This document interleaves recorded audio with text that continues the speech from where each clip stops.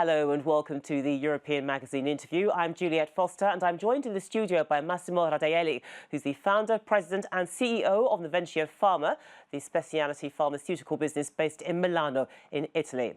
Founded in 2009 and with operations in Southern Europe, Noventia's focus is the research, development and marketing of speciality pharmaceuticals.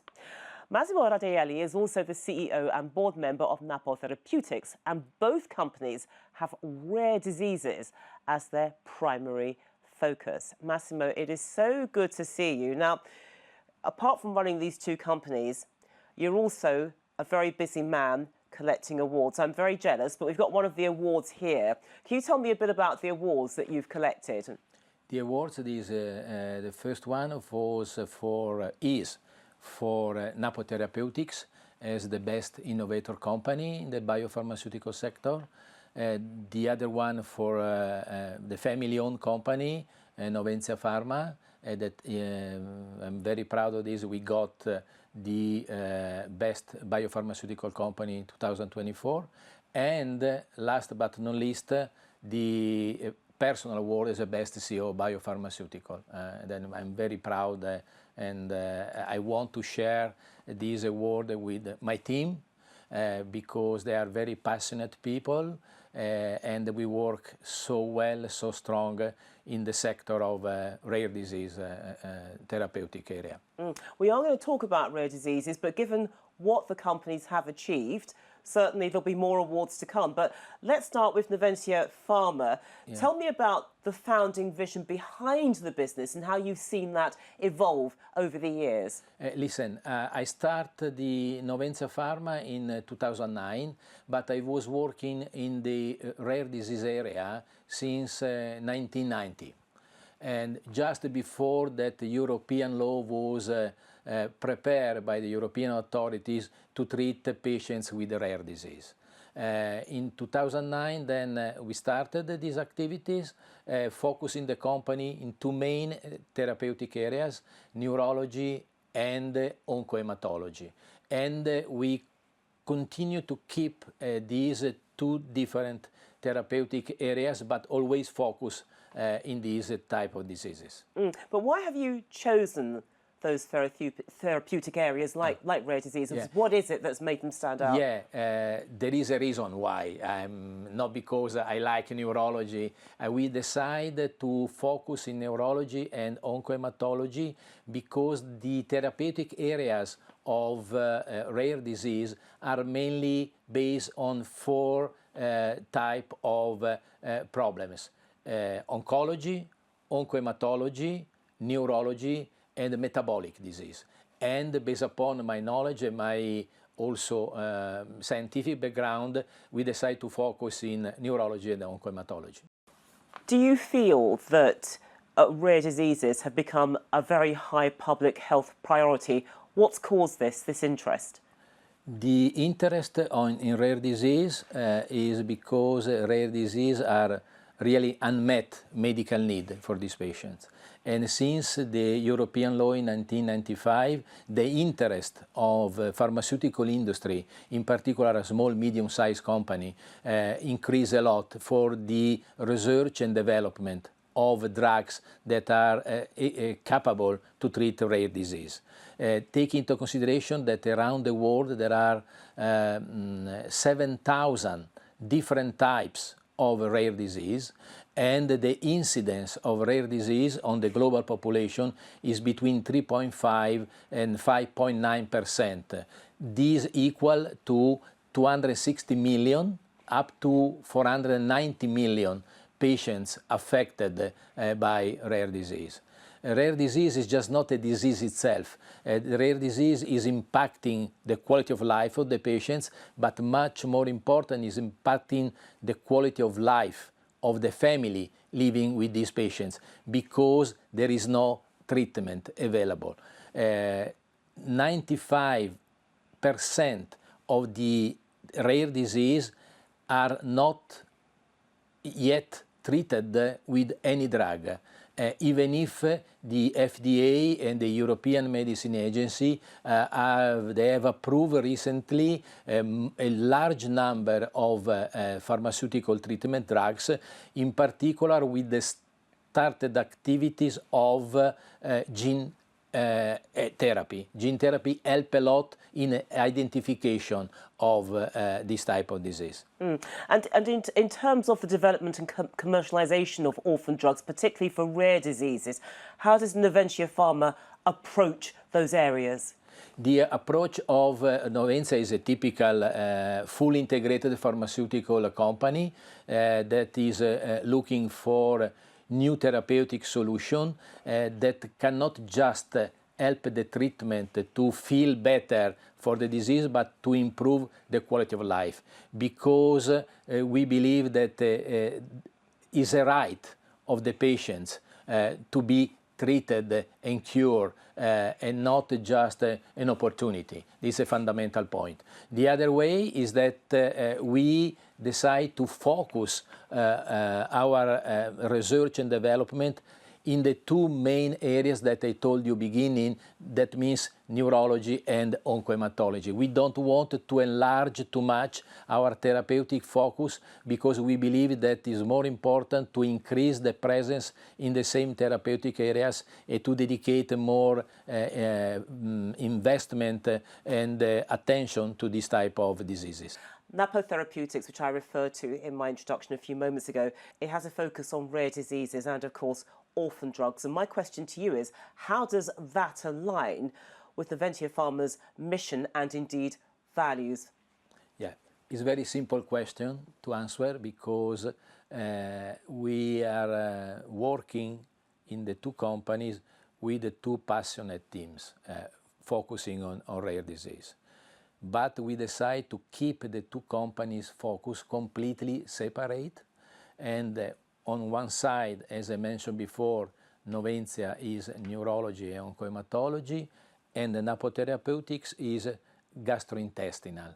It is quite unusual working in gastrointestinal in rare disease, but there are two important diseases, the short bowel syndrome, and that is a syndrome, a disease where the patient has a short bowel.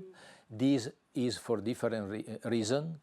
Or you're born with a short bowel, or you have oncology and then you cut the intestine, or you have inflammatory disease like the Crohn's disease, for example, that oblige the patients to go under surgery to eliminate the part of the intestine that is under inflammation.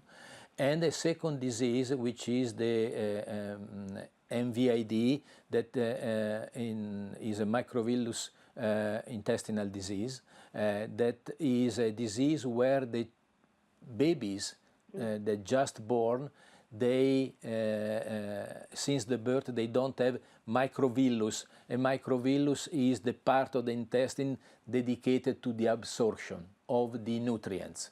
Then if the patients cannot absorb nutrients, is dying. Actually, the unique solution for this treatment is the parenteral nutrition, where the patient receive 24 hours on 24, 7 days per week, non-stop treatment and infusion.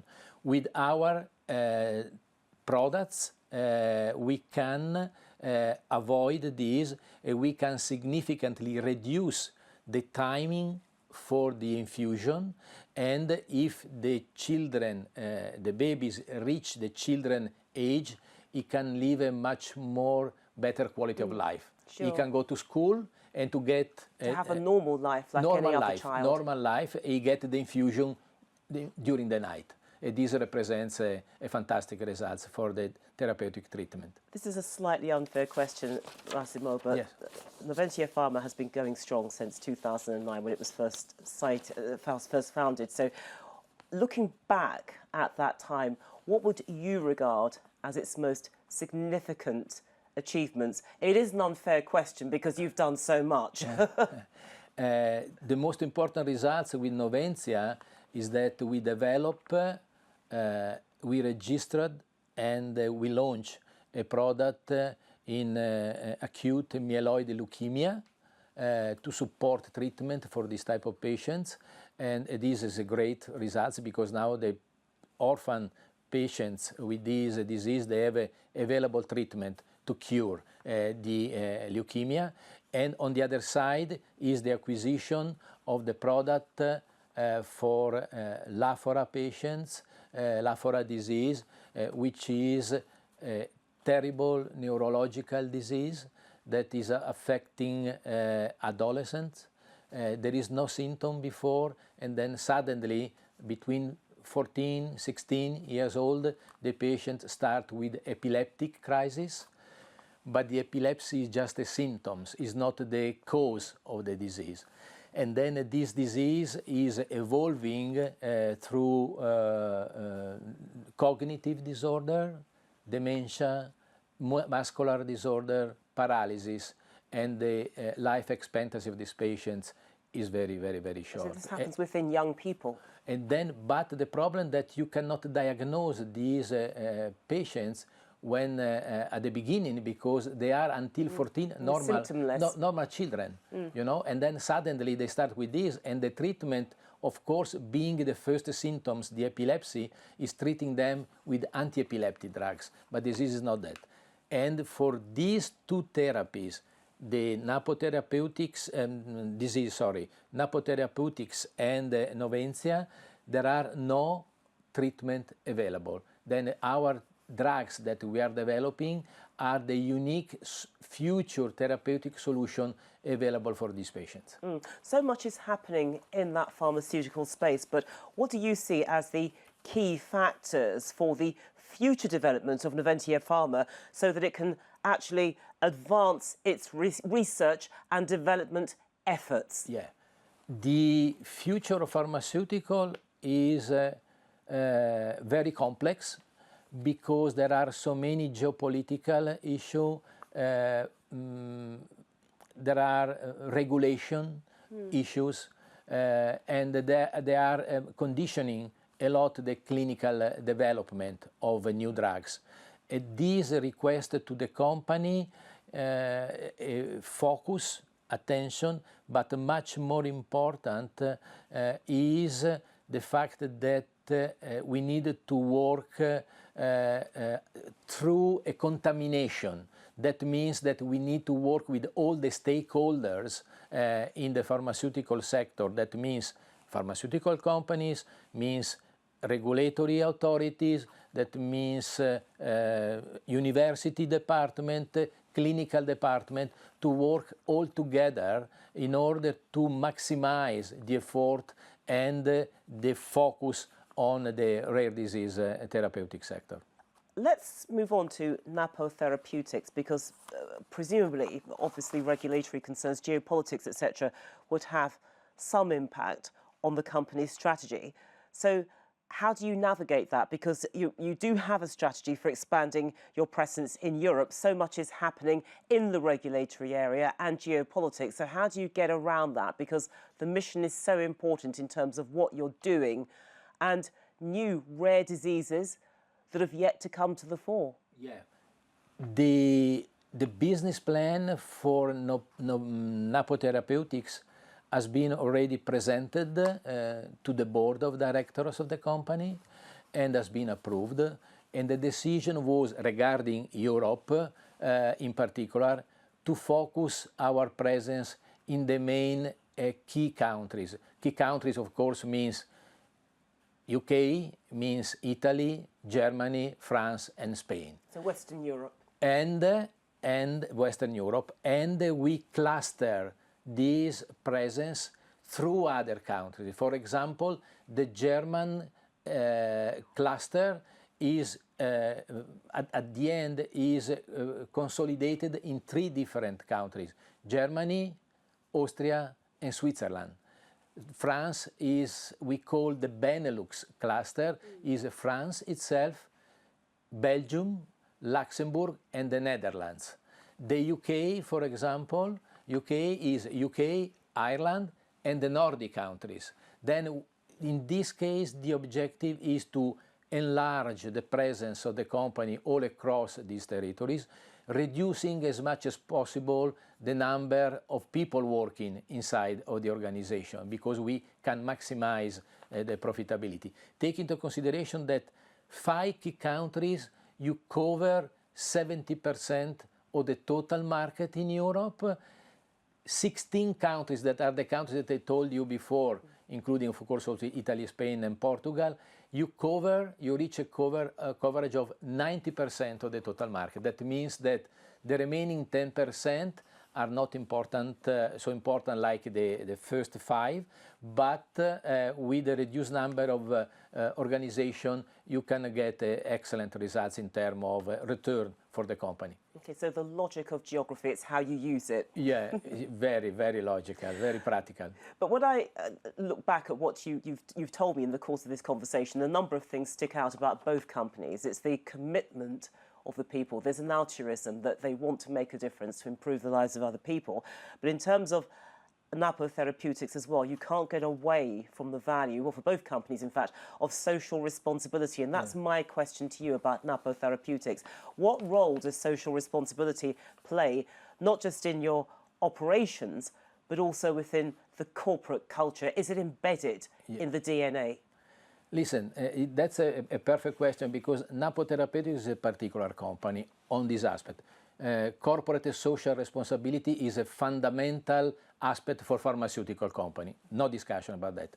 But for Napo Thera in particular, taking into consideration that the origin of the drug is a botanical origin, then we get the active from a tree that is growing just in Peruvian Amazon area, the forest. Then we got this, we transform, of course, the product in a drug. It is one of the 2 only drugs approved by FDA as a botanical drug. And we are working together with the population living in these territories. Then the social responsibility is very important. Then we have a commitment to do the development of this drug in this region, in these geographic areas. We have a social responsibility for this because we are working together with this population and helping them to stay there, to work and to support them for this.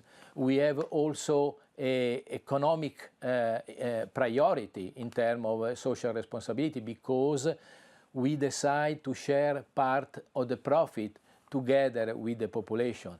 We have also ethical approach because we are helping this population to combat the deforestation that is ongoing on this. And we have also, as an ethical aspect, the one that for every tree that we use to produce our drug, we implant 10 new trees. The growing time for these trees is very fast. Then in 2 years you have, instead of 10 trees where you can get the product.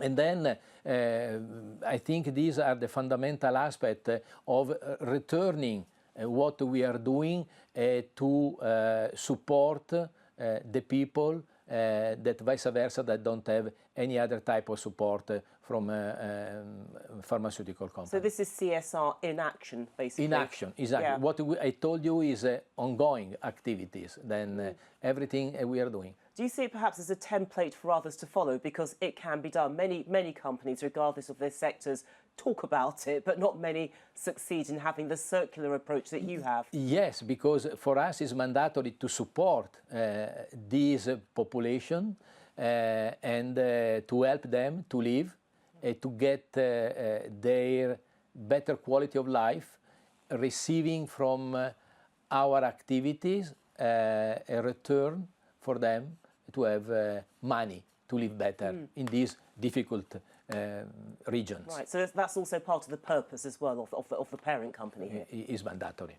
Absolutely, mandatory purpose. But look, there are so many things happening in the pharmaceutical sector, but also as well challenges, okay, for your companies.